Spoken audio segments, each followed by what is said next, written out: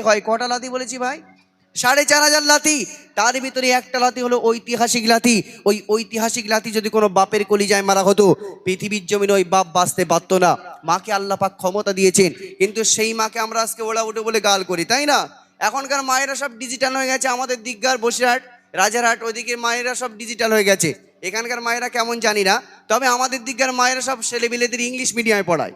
এখন ইংলিশ মিডিয়ামে ভর্তি করেছে, আর এই ছেলেপিলেদের বলে, কচি আমাকে মা বলিস নি, মম বল। বুঝতে পারেননি ভাই? হ্যাঁ, মম বল। আর আচ্ছা, মা যদি মম হয় তাহলে বাপ কি হবে ভাই? বোম। তাই না? তাহলে মা যদি মম হয়, বাপ তাহলে বোম হবে। বোম হবে? বোম। আচ্ছা ঠিক আছে, তাহলে ইংলিশ মিডিয়ামে পড়ান মা, তবে একটু ইসলামিক শিক্ষা দেন। কেননা কবরের ধারে গিয়ে কানবে কে? আপনার সন্তান যদি হাত তুলে দোয়া করে মায়ের জন্য, সেই দোয়া আল্লাহ পাক কবুল করে, তাই না? হ্যাঁ, মা জননী যদি সন্তানের জন্য দোয়া করে, সেই দোয়া আল্লাহ পাকের দরবারে কবুল হয়। কেমন দোয়া করেছিল বাইজিদ বোস্তামি রহমাতুল্লাহ আলাইহি? তিনি মস্ত বড় আল্লাহর ওলি হয়ে গিয়েছিলেন। একজন কসাই মুসা নবীর সঙ্গে জান্নাত পেয়ে গেলেন। মায়ের দোয়ার ফজিলাত আছে না নাই ভাই? তো চলুন, এমন একজন প্রেমিক ছিলেন, সে নবীকেও ভালোবাসতেন, মাকেও ভালোবাসতেন, কিন্তু সে একদিন নবীকে একটু দেখবে, একটু তামান্না, তানার বাসনা, একটু নবীকে শুধু দু চোখে দেখবে, কিন্তু তিনি দেখতে পেলেন না নবীকে। আল্লাহ রসুলকে কতটা ভালোবাসতেন, কিন্তু তানার একটা অসুস্থ মা ছিলেন, মাকে কতটা খিদমত করতেন, মাকে কতটা ভালোবাসতেন। আল্লাহ রসুল তানাকে খুশি হয়ে একটা জুব্বা মোবারক উপহার দিয়েছিলেন। কেমন ভালোবাসা বাসতেন, প্রিয় কবি ছন্দের মাধ্যমে লিখে দেখুন। কেমন প্রেমিক ছিল নবীর ওইসে করুণী, শোষতাকার জীবনে ও গো ভাঙলো প্রেমিক ততখানি, ও গো ভাঙলো প্রেমিক ততখানি।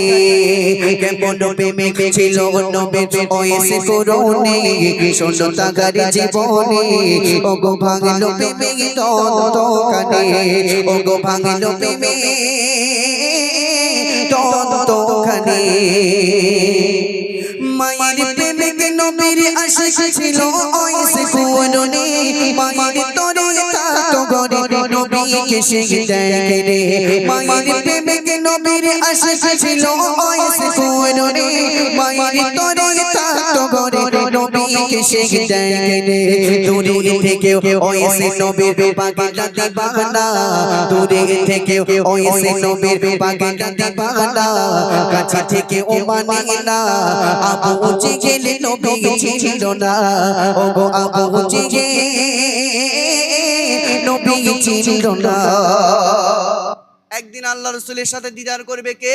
ওয়াইস করুনি আল্লাহ রসুলের মদিনায় চলে আসলেন, কিন্তু এসে শুনলেন সাহাবাদের মুখে আল্লাহ রসুল যুদ্ধের ময়দানে বার হয়ে গেছে। তাহলে দেখা হলো ভাই?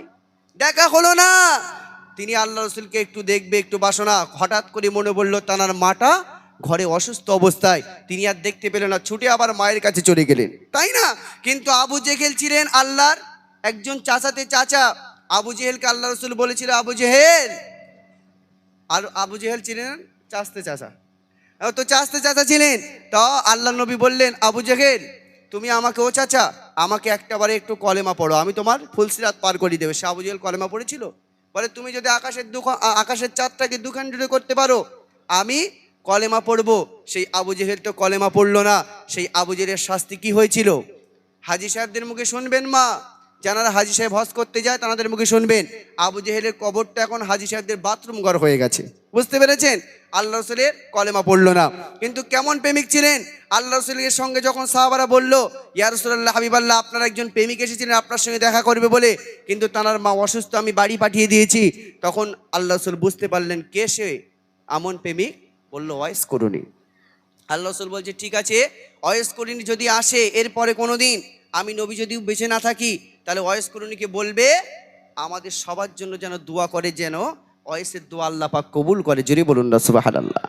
কতটা প্রেমিক মানুষ ছিলেন, কতটা আল্লাহ বিরত ছিলেন, কতটা মাকে ভালোবাসতেন।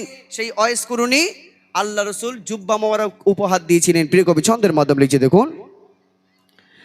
বলি নবী আমার দাবি শোনো আলী ওমর, আমি বিদায় নিলে ওইসে জুব্বা দিবে উপহার। বলি নবী আমার দাবি শোনো আলী ওমর, আমি বিদায় নিলে ওইসে জোপাতে বেগে উপহার সবার তরে দুয়া নেবে আমার ঘোষণা ও গো সবার তরে দুয়া নেবে আমার ঘোষণা বলে নবী মুস্তাফা ও ইসির দুয়া আল্লাহ ফিরাইনা ও ইসির দুয়া